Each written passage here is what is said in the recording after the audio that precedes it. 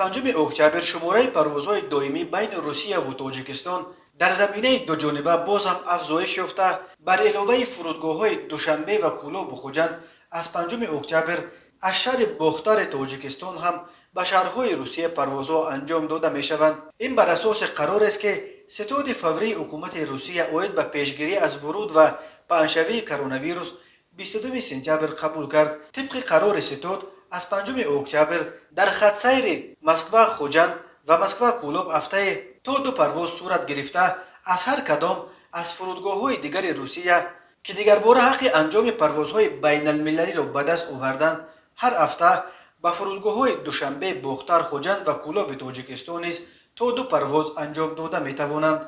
حق انجام عین شماره پروازها از 4 فرودگاه تاجیکستان به شهرهای روسیه داده شده است. افزایش نوبتی شماره پروازها بین تاجیکستان و روسیه در حال است که مقامات تاجیک از 2 اکتبر پروازهای کودکان تا 6 ساله را به روسیه تا زمان گذشتن 60 روز از زمان آخرین واکسین ضد فلج کودک منع کردند. از طرف دیگر حال روسیه به یک موج دیگر کرونا ویروس روبرو شده.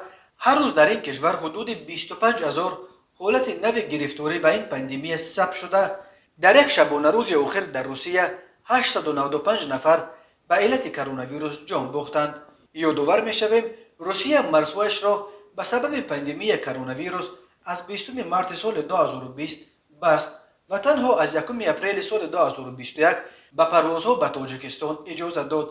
از 27 آگوست روسیه پروازهای دائمی بین دوشنبه و مسکو را هر روزه کرد. به پروازهای دائمی از شهرهای دیگرش به دوشنبه و کولوب و خوجند هم اجازه داد و در نتیجه شماره پروازهای دائمی بین روسیه و تاجیکستان 10 مرتبه افزود و تا به 100 پرواز دائمی در هفته رسید. ساکنان تاجیکستان امیدوار بودند که در پی افزایش به مراتب شماره پروازهای دائمی شرکت‌های هواپیمایی نرخ چپته‌های خود را پایین خواهند آورد، ولی با وجود 10 مرتبه افزودن شماره پروازهای دائمی نرخ پروازها از تاجیکستان به روسیه همچنان میان شکن باقی مانده.